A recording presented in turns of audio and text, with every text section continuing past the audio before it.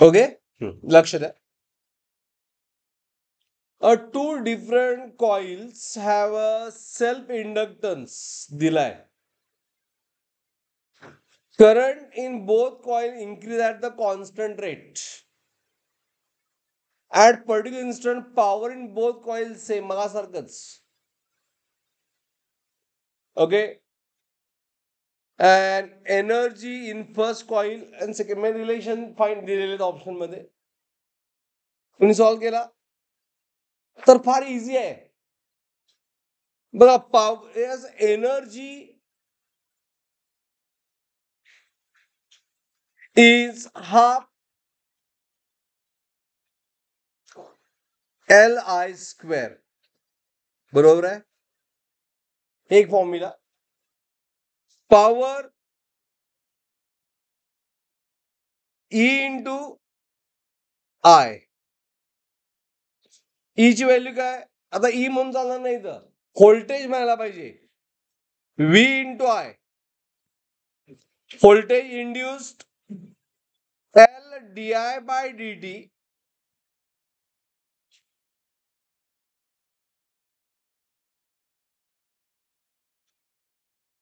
Okay. आता ऐका,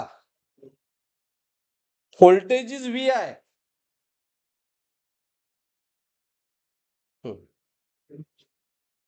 बरोबर. पॉवर कॉन्स्टंट आहे. व्होल्टेज E आहे.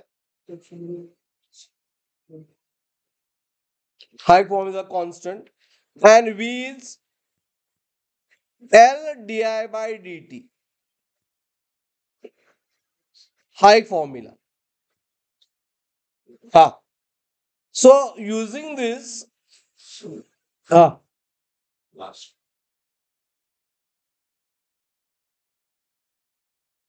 using this V आपण proportional to काय करू शकतोय? L म्हणू शकतो ना. V is proportional to L. Is it right? आणि मगाच्या प्रॉब्लेम मध्ये आपण काय केलं? युझिंग दिस प्रिव्हियस प्रॉब्लेम आपण यूज केलंय बघा.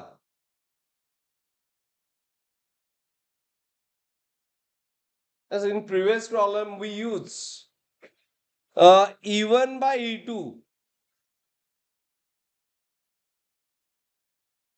मी यूज काय केलं प्रिव्हियस प्रॉब्लेम मध्ये?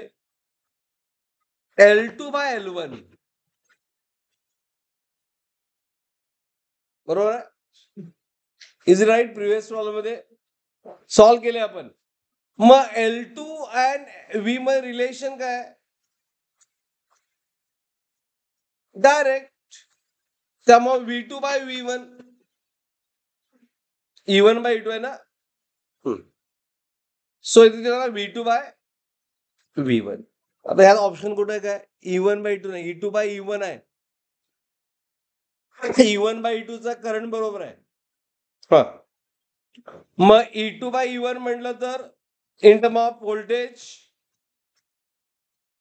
V1 by V2.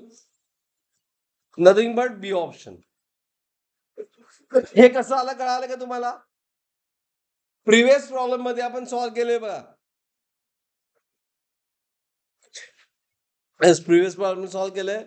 E1 by 2 is L2 by L1. Is it clear? आणि ह्यामध्ये मी फक्त काय यूज केलं? New relation. आपल्याला माहित आहे E1 by E2 काय असते? पॉवर जर सेम असेल तर E1 by E2 is L2 by L1 and L proportional V proportional to what? L. एक मिनिट.